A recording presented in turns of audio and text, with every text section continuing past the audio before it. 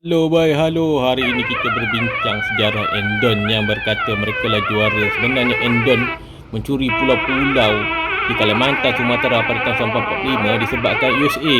Pada masa itu, negara dasar pencuri Endon ni telah berjaya menipu rakyat-rakyatnya supaya memasuki negara Indonesia. Indonesia Jawa juga telah mencuri budaya ASEAN termasuk Minangkabau, Aceh, Dayak.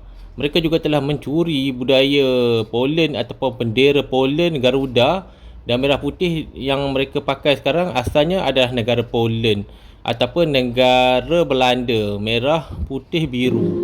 Endon ni satu bangsa yang suka mencuri. Inilah keadaan Endon yang berada di JB kalau dia orang mencuri. Sangat licik sekali. Tingkat yang kecil pun dia orang boleh masuk. Inilah nasib Endon yang ditangkap di Indonesia. Mereka akan terus dimatikan oleh warga Indonesia. Di Endon juga kalau kita lihat mereka masih teruk dan bodoh.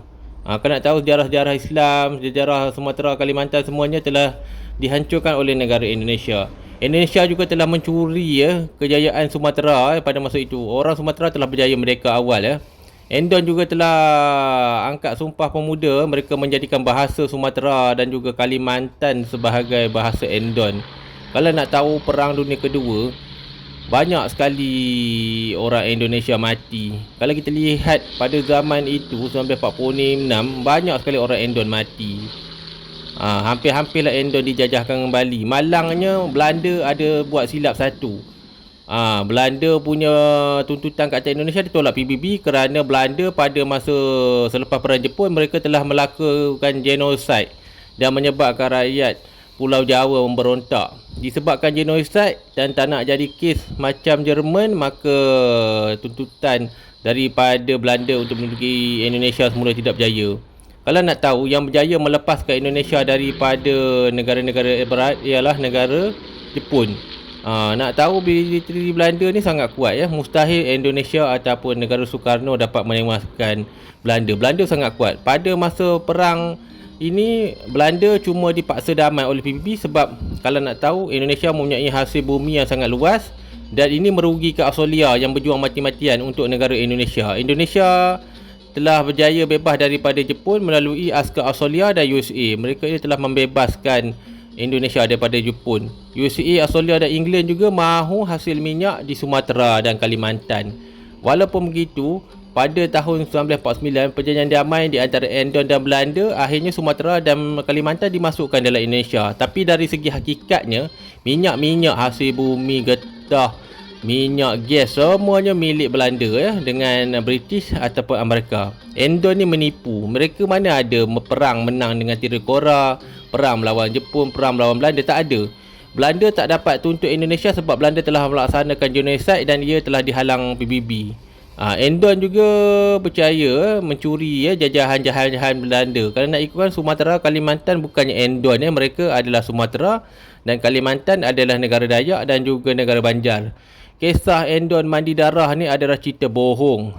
Endon juga mencuri bendera Belanda, bendera Poland. Kalau nak tahu sejarah Endon, banyak sekali orang Indonesia mati. Inilah nasib warga Indonesia yang melawan Belanda pada masa itu. Tetapi Amerika pada masa itu telah memilih untuk mengambil hasil bumi Indonesia daripada Belanda ambil. Mereka pun, USA pun ambil lah, British pun ambil. Siapa tak nakkan minyak, gas? Belanda akhirnya terpaksa berundur dan Papua Nugini berjaya berpisah daripada Indonesia. Kalau nak tahu banyak kempen-kempen tahun 1947-49 Indonesia kalah Soekarno punya militer tak kuat USA menghalang Belanda menduduki Indonesia Belanda telah berjaya mendapat telaga minyak di Kalimantan. Kalau nak tahu zaman tu ramai warga Endon tewas. Kesian sekali Lagi itulah Belanda dia dapat minyak, Endon dapat Sumatera, Kalimantan free. Tapi dari segi teknologi semua Belanda. PBB yang menghalang Belanda sebab Belanda ni kejam, dia telah menyelesaikan genosid di Indonesia dan itu sebab Indonesia dapat bukti maka Belanda telah disalahkan. Kalau nak ikutkan pada masa tu perang PBB lah yang sekat Belanda ni nak jajah Endon kembali. Kalau nak perang kalau zaman tu Indonesia memang tak ada senjata, semua senjata dia guna zaman Belanda. Tapi akhirnya Belanda pilih jalan damai sebab mereka dia dah janji kat Belanda, kau ambil minyak, kau ambil emas, tapi Indonesia bebas.